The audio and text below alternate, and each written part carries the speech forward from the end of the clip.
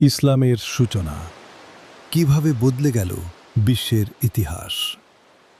প্রায় ১৪০০ বছর আগে আরব উপদ্বীপ ছিল বিভক্ত গোত্র, কুসংস্কার এবং সামাজিক বৈষম্যে পূর্ণ। সেই সময়ে মক্কার এক সম্মানিত ব্যক্তি মুহাম্মদ মানবজাতির জন্য এক নতুন বার্তা নিয়ে আবির্ভূত হন।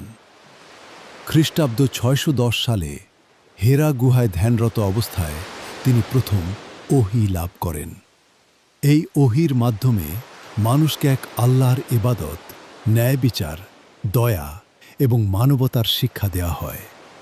প্রথম দিকে অনেক বিরোধিতা ও নির্যাতনের মুখোমুখি হতে হয় মুসলমানদের, কিন্তু তারা ধৈর্য ও বিশ্বাসের সাথে নিজেদের আদর্শে অটল থাকেন। ৬২২ সালে নবী মুহাম্মদ সাল্লাল্লাহু আলাইহি ওয়াসাল্লাম ও তার অনুসারীরা মক্কা থেকে মদিনায় হিজরত করেন। এই ঘটনাই ইসলামী ক্যালেন্ডারের সূচনা হিসেবে গণ্য হয়। মদিনায় একটি নতুন সমাজ ব্যবস্থা গড়ে ওঠে, যেখানে ধর্ম, ন্যায় বিচার এবং পারস্পরিক সহযোগিতার ভিত্তিতে মানুষ একত্রিত হয়।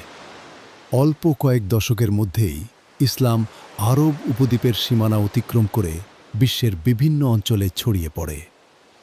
জ্ঞান বিজ্ঞান, চিকিৎসা, গণিত, জ্যোতির্বিজ্ঞান এবং সাহিত্যেও মুসলিম সভ্যতা গুরুত্বপূর্ণ অবদান রাখে। আজ বিশ্বের কোটি কোটি মানুষ ইসলামের শিক্ষা অনুসরণ করে, আর ইসলামের ইতিহাস মানব সভ্যতার অন্যতম প্রভাবশালী অধ্যায় হিসেবে বিবেচিত হয়। শেষ কথা, ইতিহাস শুধু অতীতের গল্প নয়, বরং বর্তমান ও ভবিষ্যতের জন্য শিক্ষার উৎস। ইসলামের ইতিহাস আমাদের ধৈর্য, ন্যায় বিচার এবং মানবতার মূল্যবোধ স্মরণ করিয়ে দেয়।